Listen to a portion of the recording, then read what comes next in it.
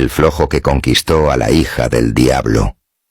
En un pueblo perdido entre cerros polvorientos y chacras cansadas por el sol, vivía Pedro, un joven tan flojo que hasta los perros lo miraban con lástima, mientras sus vecinos se levantaban al amanecer para sembrar, pastar el ganado o cortar leña. Él se quedaba echado bajo un algarrobo, mirando las nubes y soñando con riquezas. «Algún día seré rico, pero sin ensuciarme las manos», decía, estirándose con pereza. Y aunque todos lo llamaban vago, Pedro tenía un ingenio raro. No era hombre de músculos ni de herramientas, pero su cabeza, entre dormida y despierta, siempre encontraba un modo de librarse de las cosas. Un día, mientras los hombres del pueblo descansaban a la sombra después de la jornada, escuchó un murmullo. Allá afuera, en la hacienda negra, vive Lucinda, la hija del mismísimo diablo. Dicen que es tan hermosa que quien la mira se queda sin aliento, pero también dicen que nadie puede casarse con ella, porque su padre pone pruebas imposibles, y quien fracasa termina arrastrado al infierno. Pedro abrió los ojos como nunca. No pensó en el infierno ni en los peligros. Solo imaginó la riqueza que traería casarse con la hija del diablo. Se levantó, se sacudió el polvo y anunció: «Pues yo voy a conquistarla». Los vecinos soltaron carcajadas. «Tú, flojo, si apenas aguantas cargar un balde de agua, ¿cómo piensas enfrentarte al diablo?» «Con flojera, que es mi mejor arma», contestó con una sonrisa. Y sin escuchar más advertencias, Pedro salió rumbo a las afueras del pueblo, donde la hacienda del diablo se levantaba con murallas oscuras, campos secos y un aire que olía a azufre. Allí estaba Lucinda, la hija del diablo. Era joven, de cabellos oscuros como la noche y ojos encendidos como brasas. Sonrió al verlo, como si estuviera esperando aquel atrevimiento. Pero detrás de ella apareció su padre, un hombre alto, de traje negro, sombrero ancho y mirada de fuego. «¿Vienes por mi hija, Aragán?», tronó el diablo. «Pues tendrás que ganártela. Te daré 3 pruebas. Si fallas, esta misma noche arderás en el infierno». Pedro tragó saliva, pero no retrocedió. Al contrario, bostezó y dijo: «Pues que sean rápidas, que tengo sueño». Lucinda apenas ocultó una sonrisa. El diablo lo llevó a una chacra sembrada que se perdía hasta el horizonte. «Quiero que cuentes cada grano de trigo que hay en este campo antes del amanecer». Pedro miró la inmensidad y se echó de espaldas, apoyando la cabeza en sus manos. Pasó las horas mirando el cielo, pensando y pensando, sin mover un dedo. Al rato, un cuervo bajó volando y se posó sobre una estaca, observando el campo. Pedro lo miró con picardía y pensó: si este cuervo pasa todo el día comiéndose los trigos, seguro conoce cada rincón de la chacra mejor que nadie.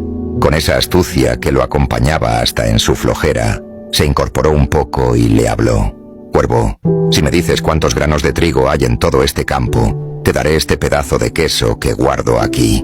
El ave, atraída por el queso, graznó y aceptó el trato. Voló sobre la chacra, recorrió el sembrado de un lado a otro, y al cabo de un rato regresó, graznando con firmeza el número exacto. Pedro sonrió satisfecho, le entregó el queso y volvió a echarse de espaldas, descansando como si nada hubiera pasado. Cuando el diablo regresó al amanecer, lo encontró bostezando junto al campo. «¿Y bien, Aragán? ¿Has contado los granos?», preguntó con sorna. Pedro, con media sonrisa, señaló el horizonte y respondió con tranquilidad: «Claro, son exactamente los que me pediste. Ni uno más, ni uno menos». El diablo frunció el ceño, sorprendido de que aquel flojo hubiera cumplido lo imposible. Enfurecido, el diablo tomó un anillo de oro y lo lanzó a las aguas turbulentas del río Grande. «Tráeme ese anillo antes del anochecer, o tu alma será mía». Pedro se sentó a la orilla, mirando cómo la corriente bramaba.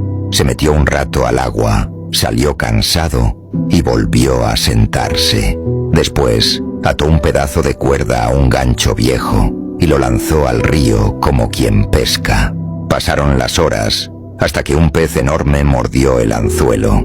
Al sacarlo, Pedro vio que el animal llevaba en la boca el anillo tragado. Con calma lo recogió y se lo mostró al diablo. «Aquí tienes tu anillo. Parece que hasta los peces me ayudan a trabajar». Lucinda se cubrió la boca para no reírse en la cara de su padre. El diablo, con el rostro rojo de ira, no tuvo más remedio que admitir la victoria del flojo. El diablo, cada vez más frustrado, llevó a Pedro a las afueras de la hacienda, donde un gigante dormía sobre la tierra. Sus ronquidos hacían temblar el suelo, y en su enorme mano cerrada guardaba una llave de oro. «Ese gigante guarda la llave de mi tesoro. Si logras quitársela sin que despierte, tendrás mi bendición para casarte con mi hija. Si no, ya sabes tu destino». Pedro miró al gigante, cuyos dedos eran tan grandes como troncos. Intentar abrirle la mano sería imposible. Entonces recordó algo que su abuela le contaba de niño. Los gigantes sueñan con melodías que escucharon en su infancia. En vez de acercarse, Pedro se sentó a una distancia segura y comenzó a silbar suavemente una canción de cuna. Era una melodía simple, de esas que las madres campesinas cantan a sus hijos al arrullarlos. El gigante, en sueños, empezó a sonreír. Su mano se aflojó poco a poco, hasta que la llave de oro cayó en la hierba. Pedro se levantó, la recogió sin esfuerzo y se la mostró al diablo. «Aquí está tu llave», y ni siquiera tuve que levantarme demasiado. Lucinda corrió hacia Pedro y tomó su mano. «Y padre, él ha vencido, aunque flojo ha demostrado más ingenio que 100 valientes».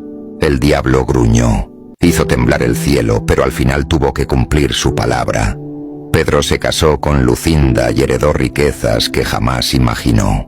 Y lo curioso es que, aún rodeado de tesoros, siguió siendo el mismo flojo de siempre. Pasaba los días descansando en hamacas de seda, comiendo queso y silbando canciones, mientras todos en el pueblo murmuraban: «Ese Pedro ni un grano contó, ni un anillo buscó, ni al gigante despertó».